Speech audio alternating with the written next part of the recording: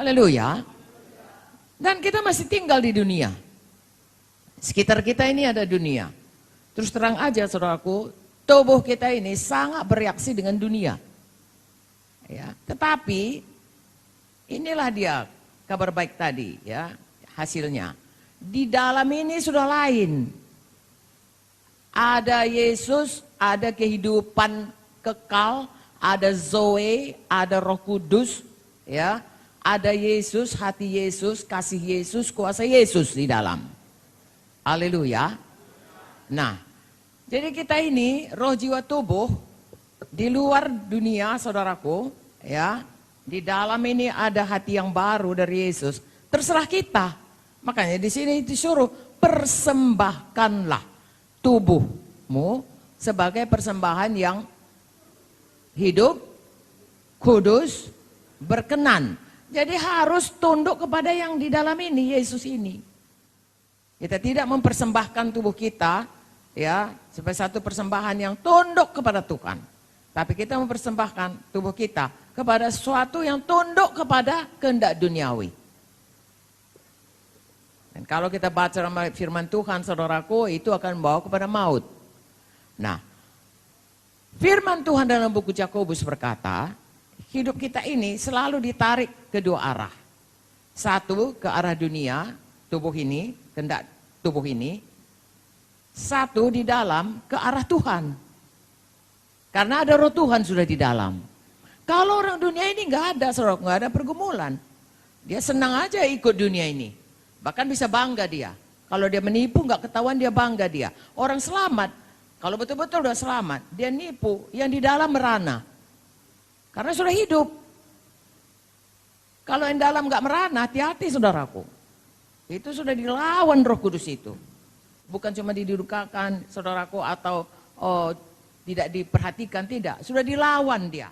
Tuhan mau kita mempersembahkan seluruh tubuh kita ini tunduk kepada hati nurani, kepada Roh Kudus. Ya, nah inilah dia perjuangan saya dan saudara. Sesudah selamat, Anda menjadi hamba Tuhan, sampai sekarang ini kita semua jadi hamba Tuhan. Perjuangan kita saudaraku, ya, adalah apakah kita mempersembahkan diri kita, ya, kepada Tuhan, persembahan yang hidup, persembahan yang kudus, persembahan yang berkenan, artinya fokus kepada Tuhan.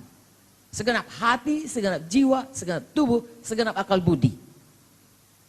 Atau kita, saudaraku, seperti Yakobus 1. Oke, kita baca Yakobus 1. Ini orang yang bisa tertarik kepada duniawi. Seumur hidup sampai kita pulang ke sorga. Inilah peperangan kita. Ya, jangan katakan saudaraku kalau sudah lama mengikut Tuhan tidak ada. Oh, saudaraku, kita baca saudaraku dalam kitab. Ada orang mengikut Tuhan pada awalnya raja, ya, Raja Asa. Ya, luar biasa saudaraku, ujung-ujungnya dilawannya saudaraku Tuhan. Salomo juga awal-awalnya demikian, ujung-ujungnya tidak dia setia mengikut Tuhan. Yakobus 1 ayat 12, berbahagialah orang yang bertahan dalam pencobaan. Jadi ada pencobaan, yaitu tarikan dari duniawi, hawa nafsu, manusia lama. Sebab apabila ia sudah tahan uji, ia akan menerima mahkota kehidupan yang dijanjikan Allah kepada barang siapa mengasihi dia. Dengar baik-baik. Apabila seorang dicobai, ya, janganlah ia berkata pencobaan ini datang dari Allah. Sebab Allah tidak dapat dicobai oleh yang jahat dan dia sendiri tidak mencobai siapapun. Tapi tiap-tiap orang dicobai oleh keinginannya sendiri. Karena ia diseret dan dipikat olehnya. Dengan kata lain oleh nafsunya sendiri. Sebenarnya Tuhan memberikan nafsu kepada manusia, kehendak yang kuat, desire, ya, a very strong desire. Itu adalah untuk kebaikan kita. Kita masih diberikan nafsu makan. Saudara bayangkan kalau orang nggak punya nafsu makan bisa mati. Orang sakit nggak ada nafsu makannya mati, saudaraku. Tapi Tuhan berikan nafsu makan orang untuk hidup sehat. Nafsu makannya itu adalah fokus untuk hidup kuat sehat bagi Tuhan.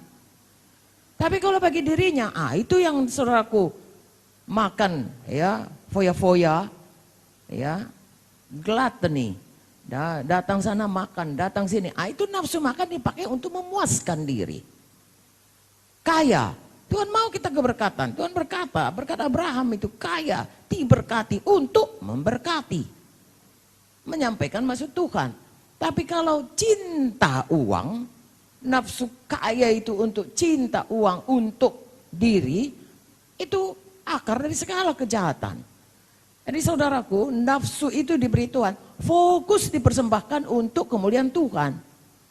Kalau tidak, itu akan bisa seperti ini, dicobai ya oleh hawa nafsu yang ditunggangi setan ya. Tiap orang dicobai oleh keinginannya sendiri. Ya, ia diseret dan dipikat olehnya. Saya dan saudara bisa terseret, terpikat. Berdirilah teguh saudaraku dengan hidup fokus kepada Tuhan.